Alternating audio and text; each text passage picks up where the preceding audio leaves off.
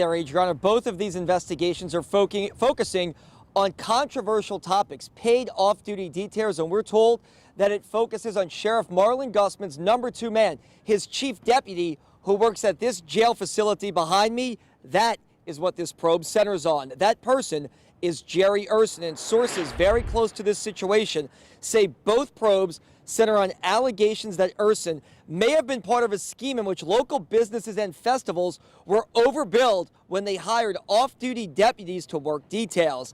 The legislative auditor's report is expected to be released next week, and we're told again through sources that the feds have been looking into this situation for months.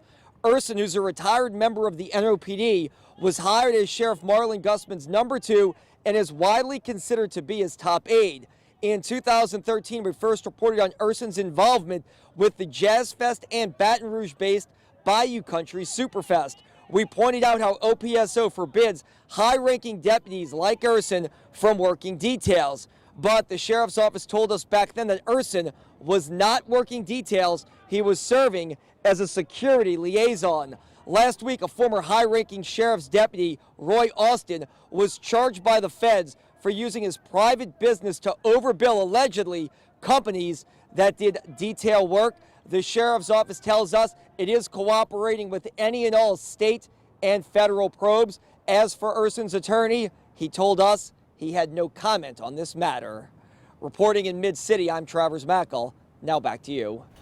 All right, thanks, Travers. At criminal court today, private attorneys argued they cannot pick up the tab for the Orleans Parish Public Defender's Office. They want Judge Arthur Hunter to find a way to get money so they can move forward defending their clients. And they say if there's no cash, the defendants should walk. Reporter Jennifer Crockett found there's more at stake than your constitutional rights.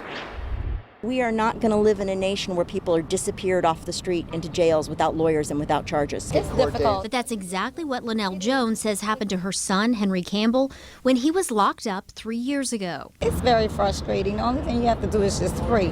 Campbell and 6 other defendants are all charged with violent felony offenses and collectively have served more than 500 days behind bars without a lawyer to represent them. He just prays. He didn't do anything. Today's hearing aims to end their wait. What I want is I want the state to give them public defenders or to give money to appoint lawyers who can represent them in the way that the Constitution demands. If that can't happen, then yes, we have to release them. Pam Metzger stepped in after the Orleans Public Defender's Office started refusing violent felony cases. We've got multiple districts in trouble. We've got a legislature in session. Something's got to give. The cases all turned over to private attorneys practicing pro bono. I can't leave this young man in there by himself. So yeah, absolutely, I'll be there with him. Gregory Carter was assigned Campbell's case just yesterday and says the solution causes even more problems. It's very difficult to take on a case pro bono, especially in an instance like this where there's no money that the court has to pay, and not just pay me. I'm talking about paying to have an investigator. You have to locate witnesses, you have to test evidence. There's a whole list of things that you need to do. Things that are not being done without money. Metzger says the lack of adequate representation causes a complete collapse of the criminal justice system. This is a tragedy for every victim and every victim's family who walks into this courtroom and says, where's the justice in my case? And the case can't go forward. Today, the state asked for more time to prepare their answers. They all head back to court on Thursday. Reporting in New Orleans, Jennifer Crockett, WDSU News.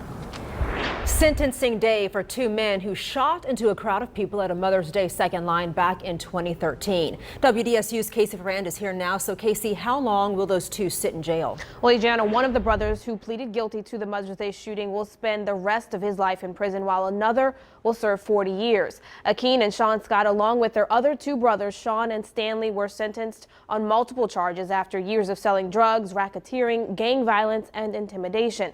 The 4 are connected to the Frenchman and Durbigny, or the FND gang, that operated in the 7th Ward. Akeen and Sean Scott pleaded guilty last year to shooting into a crowd of people during a second line shooting on Mother's Day nearly 3 years ago. 20 people were shot that day, and prosecutors said the shooting was part of a drug conspiracy involving Sean, Akeen, and 7 other people. U.S. District Judge Ivan LaBelle sentenced Akeen Scott to life in prison. His older brother, Sean, was sentenced to 40 years for his involvement in the shooting with credit for time served. Meanwhile, Travis Scott, who is apparently the leader of that F&D gang, was also sentenced to life in prison. Now, U.S. Attorney Kenneth Polite said restitution for the victims will be determined at another date. Adriana.